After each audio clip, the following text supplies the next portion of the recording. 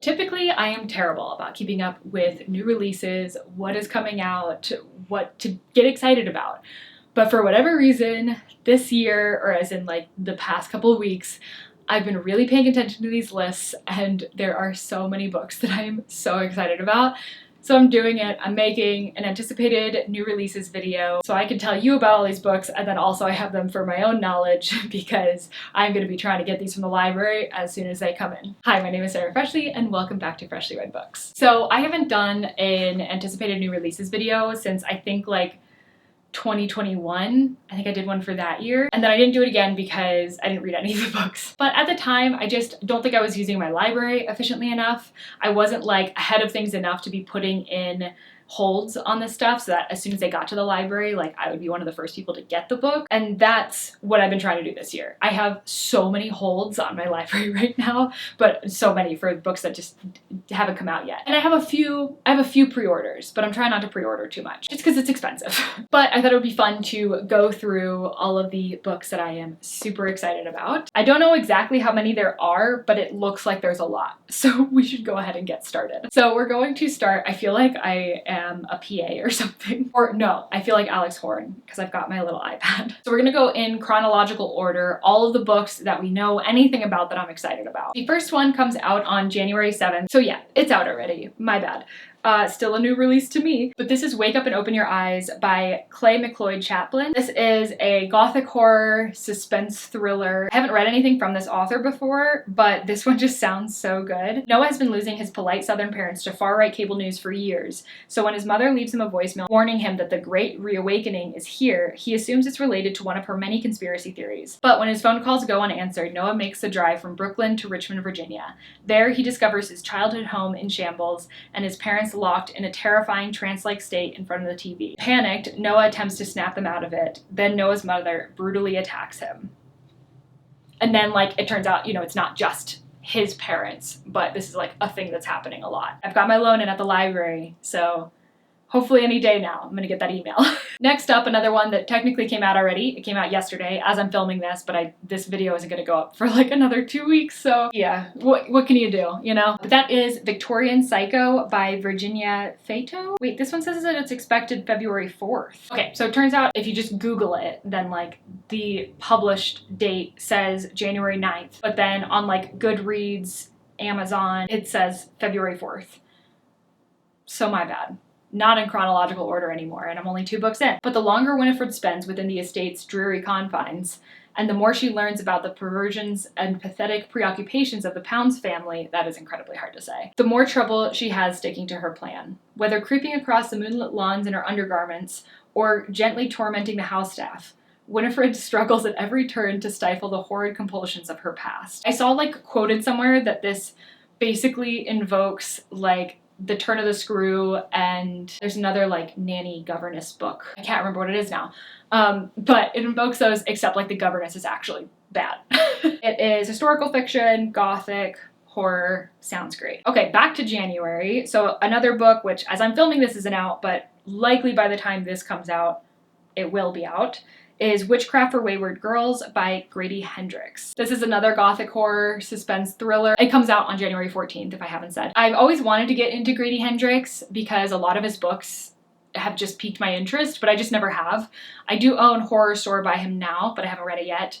And I have a feeling I'll probably read Witchcraft for Wayward Girls first, just because it's the February book club pick for the Literary Dead book club that Books and Lala does, Kayla. But I think that there's basically just this home. It's actually set in St. Augustine, Florida, which I have been to. Exciting. And they're all unwed mothers that have been like hidden by their families so they can have their babies in secret, put them up for adoption, and then just like leave it all behind, like go back to their normal lives. But then one of the girls meets a librarian that gives her like this book about the occult, and then it kind of turns into like some witchy stuff. It sounds really fun. I'm excited about it. Next we have Onyx Storm by Rebecca Yarros.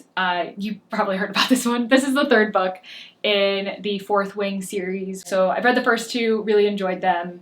This one I've pre-ordered, and so has a friend of mine, so we're gonna go to the bookstore together and pick it up when she comes into town to visit, like the weekend after the book comes out, which is January 21st, by the way. But Fourth Wing, if you don't know, it's like a romantasy series, has a lot of dragons in it. It's got like one of those like shadow bad boys, and like the first book largely takes place in like a school where the main character is like training to be a part of this school of like dragons and fighters and things like that. But then more stuff happens that I can't talk about without spoiling the first book. So I'm excited to see where this goes, but I do need to refresh myself on what happened in book 2 because I cannot remember for the life of me. Then on February 4th, we have The Rose Bargain by Sasha Payton Smith. This one I am unsure about because I think that it's supposed to be YA, which I almost never read, but it does seem kind of fun. Kind of fun and silly. For 400 years, England has been under the control of an immortal Fey queen who tricked her way onto the throne. To maintain an illusion of benevolence, Queen Moore grants each of her subjects one opportunity to bargain for their deepest desire. As Ivy Benton prepares to make her debut, she knows that not even a deal with the Queen could fix what has gone wrong. Her family's social standing is in shambles, her sister is a shadow of her former self, and Ivy's marriage prospects are non-existent. So when the Queen announces a competition for Prince Bram's hand, Ivy's the first to sign her name in blood. But then she kind of finds an ally in the prince's brother who is like promising that he's going to help her win the competition. But then it seems like there's something that he wants out of it. And also it seems like in general, this might be a different kind of deal than she's realizing that she's making. So it seems really fun and silly. I think I might read it, but it's probably one of those that I'll wait to see what other people think about it before I decide for sure. Oh, that actually is the perfect segue into the next one, which I'm also going to do the same thing with. First Time Caller by B.K. Borison comes out on February 11th. So this is a romance, just like a straight contemporary romance novel. I've read 2 B.K. Borisons. I liked one of them. I hated the other one. It was my least favorite book of this year. And they were both from the Love Light Farms series, which is 4 books long. The 4th book just came out last year. So it seems like now she's starting a new series called the Heartstrings series. And this is book 1. I love the cover. I think it's really, really cute. And it's supposed to be like a Sleepless in Seattle type deal. We have Aiden who has fallen out of love with love. But the problem with that is that he hosts a romance hotline. Then someone calls in the station asking for dating advice for her mom. And that interview goes viral. So that girl is Lucy, who is the female lead in this. And she's like pretty content with her life. I think she's a mother, but then after like these things go viral, she's like, wait, maybe I should be like trying harder to find like a new romance in my life or something like that. I haven't read a romance that's centered around a parent, so I don't know how I feel about that, but I tend to not like reading children in books. It always feels weird to me. I don't know what it is. It never feels realistic. Maybe that's a me problem. I don't know. Maybe I just can't visualize it as much as I can visualize other age ranges, but it's usually a sticking point for me. So I'm not really sure if I want to read this one. Also, I have other B.K. Borison books to read. Like I want to finish the Love Light Farms series and I still have 2 books left of that. So not totally sure on this one, but if there's a lot of hype around it, I probably will get it. And then the last one for February comes out on the 13th. One Day Everyone Will Always Have Been Against This by Omar El Akkad. I believe this is a memoir. Basically the start of the like little synopsis here says, on October 25th, 2023, after just 3 weeks of the bombardment of Gaza, Omar put out a tweet. One day when it's safe, when there's no personal downside to calling a thing what it is, when it's too late to hold anyone accountable, everyone will always have been against this. So I think the book overall is his story, and he's an immigrant who has been reporting on the war on terror, on climate change, Black Lives Matter protests, and a lot of other things. And then it says that this is a chronicle of that painful realization, a moral grappling with what it means as a citizen of the US, as a father, to carve out some sense of possibility in a time of carnage. So yeah, this one sounds great. Also, the title is amazing, and the cover is like quite visceral. So now we're into March. So March actually has 3 that are coming out on the 18th that I'm interested in. The first one is The Haunting of Room 904 by Erica T. Worth, which is about somebody who has the gift to communicate with the dead. I think it like runs in the family, but she wasn't meant to have it. Her sister had it, but then her sister passes away and she like gets this gift. And now she is a paranormal investigator in Denver, which is very cool because that's where I live. Also, I wonder if this is a real hotel because it's supposed to take place in the Brown Palace, which is a landmark Denver hotel. According to the synopsis, I don't know if that's like a real place, but it'd be really cool to check it out. But then in the hotel, every few years, a girl ends up dead in room 904. And so the owner is like trying to get her help with that. Oh, let's continue on the Colorado train, because also coming out that same day is The Buffalo Hunter by Stephen Graham Jones, who lives in Boulder. A diary written in 1912 by a Lutheran pastor is discovered within a wall. What it unveils is a slow massacre, a chain of events that go back to 217, Blackfeet dead in the snow, told in transcribed interviews by a Blackfeet named Goodstab, who shares the narrative of his peculiar life over a series of confessional visits. And then it says that this is an American Indian revenge story. I have another Stephen Graham Jones that I'm hoping to read early in this year because it's on my winter TBR, which is The Only Good Indians. So hopefully this will end up being my second Stephen Graham Jones. Then also on the 18th is Everything is Tuberculosis by John Green.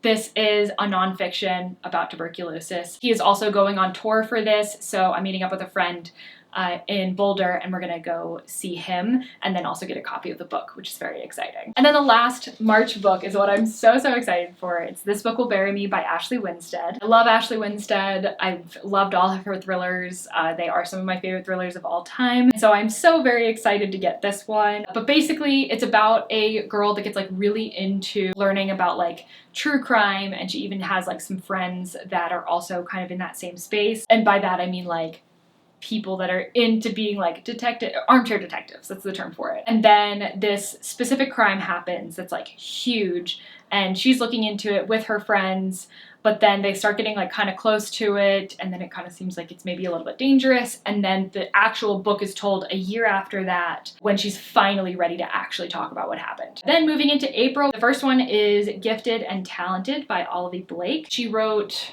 The Atlas Six, which I never read, but Gifted and Talented sounds really good. And then maybe if I really like it, I'll go back and read the Atlas Six. The heirs of Persephone Lang and Thayer Wren, the brilliant CEO of Ren Fair Magitech and so-called father of modern technology, have been remarkable since the day they were born. Telepathically and electrokinetically gifted, Meredith, Arthur, and Ilid Wren are publicly admired and privately capable of extraordinary feats. Any of the Wren prodigies would be a plausible inheritor to the Wren Fair throne, or at least so they like to think. On the day of Thayer Wren's unexpected demise, the lives of the three Wren siblings are in various states of chaos and disrepair. Meredith, now the CEO of her own profitable company, is knee-deep in a dystopian capitalist grift, still haunted by the ghost of a childhood friend, and facing imminent exposure by the ex-boyfriend she hasn't spoken to in years. And then Arthur Wren is a congressman at this point, and he's like dealing with his own things. And then the one whose name I can't pronounce,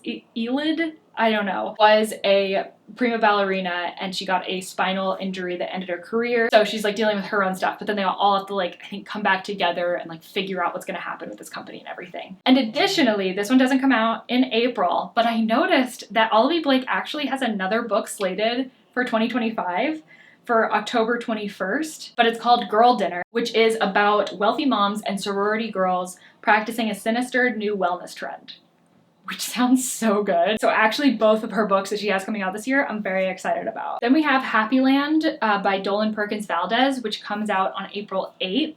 This is the author of Take My Hand, which I read, it's either early 2024 or late 2023.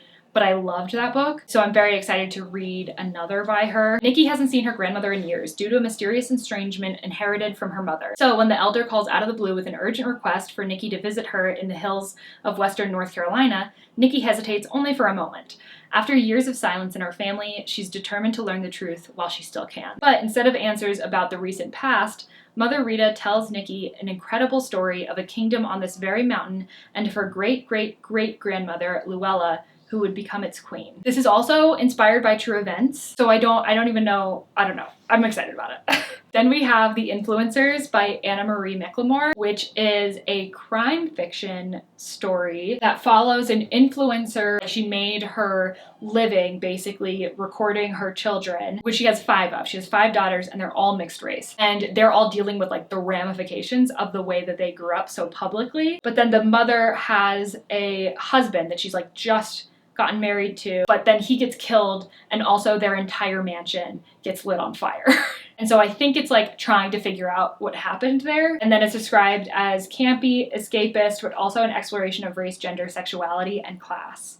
So it sounds really good. I feel like I don't really need to talk about what this one's about because probably everybody knows already, but Great Big Beautiful Life by Emily Henry comes out on April 22nd. I read all of Emily Henry's adult romances this year. So this is another romance novel by her. And basically like this woman is looking for somebody to write her biography, and she's trialing a few different people, and two of them are the two main characters from this. So they're kind of like competing to write this woman's biography. I enjoyed most of the other Emily Henrys that I read, so I think that I'll enjoy this one as well. Then May, I only have one book on here, and I actually have no idea what it's about, but it's Frederick Bachman. It's called My Friends, and I've read every Frederick Bachman book, so of course I'm gonna read this one. I feel like it's very clear. I like Frederick Bachman. I like his writing. It's so unique. But yeah, I don't know what this is about. I just saw that he was coming out with a new book this year. I'm excited that it's not in the Beartown series because I really love Beartown and I loved Us Against You. The third one, I was kind of like meh about, and honestly, I feel like Beartown could have just been one book. That's my unpopular opinion. Sorry if you disagree. Most people don't even notice them. Three tiny figures sitting at the end of a long pier in the corner of one of the most famous paintings in the world. Most people think it's just a depiction of the sea, but Louisa, an aspiring artist herself, knows otherwise, and she is determined to find out the story of these three enigmatic figures. So it sounds cute. You know that Frederick Bachman's gonna do it in a way that is like both heartwarming and heartbreaking, so it should be good stuff. And then June 10th, we have With a Vengeance by Riley Sager. I've read almost every Riley Sager book, and I'm actually actively reading the only one that I haven't finished yet. I got to be like in this huge thriller mood, so I just finished actually None of This Is True by Lisa Jewell, and then I was like, I'm not done yet. That was so much fun. I want to read another thriller. And so I ended up picking up Middle of the Night from the library since I hadn't read it yet, and I feel behind on Riley Sager, and I want to read it and then be like all excited about when With a Vengeance comes out, which I think is like a revenge story thriller. Again, it's not one that I've looked too much into because I just knew I was going to read it. Also that same day, we have Bury Our Bones in the Midnight Soil by V.E. Schwab, which seems like it's going to be another like literary fiction-esque type book from her. So kind of like what we had with The Invisible Life of Addie LaRue. It seems like she writes like those stories or she writes fantasy. So I'm excited for this one. I didn't read The Invisible Life of Addie LaRue, but I also didn't know that I liked V.E. Schwab that much at that point, like when that book came out. So I'm excited to like jump in on the excitement this year, and also it sounds so good. It's about like three women who are like buried in the same dirt and they're like connected somehow, but they're from like vastly different time frames. Like one's from like 1356 or something, one's from 18 something, and then one's from 2019. Sounds great. Honestly, I don't understand fully what it's going to be about, but I don't feel like I need to. And then on the 24th, we have Don't Let Him In by Lisa Jewell. So like I said, I just read None of This Is True. That one, it wasn't like super surprising to me, like nothing, I guess like the very, very end, it was like a good twist, but everything besides that was kind of expected for me, which I don't typically love in a thriller, but I don't know if it's just because I hadn't read a thriller in a while, but I had so much fun reading this. Even though it wasn't, I wouldn't say that it had a lot of like really thrilling parts, it was a fun read. And so I'm interested to read more from Lisa Jewell. If this book goes well, if this new release goes well, I might do a little deep dive into her catalog because she's written quite a few thrillers. So this is about a restaurateur who was the life of the party until the day a man pushed him in the path of an oncoming train, leaving his 20-something daughter Ash and wife Nina devastated. Shortly after his funeral, the two women receive a surprise in the mail, a note and package from Nick Radcliffe, an old friend of Patty's, that's the guy, I didn't say his name, my bad, but that's the guy that died, and a nondescript lighter that once belonged to him decades ago. This unexpected gift draws Nick and Nina closer together, much to Ash's dismay. Ooh. And then it seems like we get another perspective as well from Martha, who's a small town florist, but I don't know how she's connected to the story at all. Very interesting. I'm excited about that one. The next one we have is Rose in Chains by Julie Soto. I think this is her first book that she's writing that's like an adult book instead of a YA, maybe? Or no, it's her first fantasy and she was writing romance. It's different for her. I just can't remember how or why. Okay, yeah, this is a romantasy book, and it's basically takes place like just after a war. So the war is ended, but the bad people won. The dark forces have won. And then the hero that was supposed to save everybody is now dead. Then our main character, she is captured like throughout this war, and then she's sold off. So she was like the princess, and she's sold off to this family that has like this really bad reputation for being like super cruel, and also she doesn't have her magic anymore. But then it kind of seems like maybe there's some hope in this place, which I'm assuming is in the form of a man that she's interested in. Then we have on July 8th, The Woman in Suite 11 by Ruth Ware. I love that this is kind of harkening back to the title The Woman in Cabin 10 by Ruth Ware. That is, I think, my favorite Ruth Ware. No, One by One I think is my favorite one. Ruth Ware is another author that I've read almost everything by. I think I'm only missing one of her books, which I own. It's The It Girl. But I want to get back into like reading her new book every year, which I kind of did this past year because I read, what was it, 0 Days that came out this year, I think. But this one seems way more my speed. How did I not know this was actually a follow-up to The Woman in Cabin 10? It follows the same woman. Okay, so we have Lo again, and she is attending the opening of a luxury hotel, only to find herself in a white-knuckled race across Europe. Okay, I'm very curious about this. I hope I can remember everything from The Woman in Cabin 10. I remember a lot of it, but I don't feel like I remember a ton about like our protagonist from it, except that she was really struggling at the time, and I really just wanted her to be able to go to sleep. Then on July 15th, we have Girl in the Creek by Wendy N. Wagner. This is a cli-fi book, so climate fiction, which is one of my favorite genres, and I feel like I haven't read anything from in a while. Buried secrets only spread. Aaron's brother Brian has been missing for 5 years. It was as if he simply walked into the forest of the Pacific Northwest and vanished. Determined to uncover the truth, Aaron heads to the foothills of Mount Hood, where Brian was last seen alive. He isn't the first hiker to go missing in this area, and their cases go unsolved. When she discovers the corpse of a local woman in a creek, Erin unknowingly puts herself in the crosshairs of very powerful forces from this world and beyond, hell-bent on keeping their secrets buried. That sounds perfect for me. And I just feel like we're gonna have a great reading year. Which brings us to our next book. We don't know a ton about this one. There's no like cover or anything, but it is A Deadly Inheritance by Charlotte Vassell, which comes out on July 17th. This is the third book in the detective series that she's been writing. So the first one was The Other Half, which was one of my favorite books of 2023. And then The In Crowd came out last year, and it was, again, one of my favorite books. So I'm very excited about reading the third one. This is one of the ones I'm like, that's like top tier for me out of all the books that are coming out this year. I feel like it almost doesn't do the series justice to call it a detective series. Like, technically it is, but I feel like it stands like far and above other detective series in a way that connects you more with the people, but also says so much about like race, class, so many things, social issues. It's so good. It's so good. But then it does it in a way where there's like a mystery happening at the same time. It's great. I love it. And I love the characters, like the main characters in it. I can't hype it up enough. I want more people to read it because I feel like that's one I talk about all the time, and I still never see anybody reading it, and I want more people to read it. Okay, and then we have our last one. So July 31st. I was originally gonna cut this off to just be the first 6 months of the year, but then I saw that July had 5 books, so I was like, all right, we'll talk about July too. But this is the actual end. On July 31st, we're getting Too Old for This by Samantha Downing. This one sounds like so much fun. So this is another like suspense thriller. I'm now realizing that I feel like I typically get excited about thrillers like before they're released. Or maybe it's just because I was putting this list together while I was in a thriller mood. That's also entirely possible. This book is about a woman that was a serial killer. She's retired, she's older, but then somebody shows up and it's like wants to ask her questions about these things, and it's like about the cases that she was killed people, you know, and now she's like, oh, you know, do I have to kill this person now? Like, I feel like I'm too old for this. Okay, that is all of them. That feels like so many. And I do have a couple that I've got my eye on that are coming out after July, but I will wait to talk about those until we're maybe like more in the middle of the year. And then we can talk about the books that we're excited about for like the end of the year. Please let me know if there are any books coming out in 2025 that you're excited about. I love hearing about all of them, and making this list was so much fun. Putting the holds in the library like got me excited for it. I don't know how long it takes the library to get a book after it's been newly released, but hopefully not too long, because if I were to like pre-order all of these, that would be so insanely expensive. But anyways, that is going to do it for this video. I hope you did enjoy it. If you did, consider subscribing, and also maybe clicking the like button, and I will see you in the next one. Bye!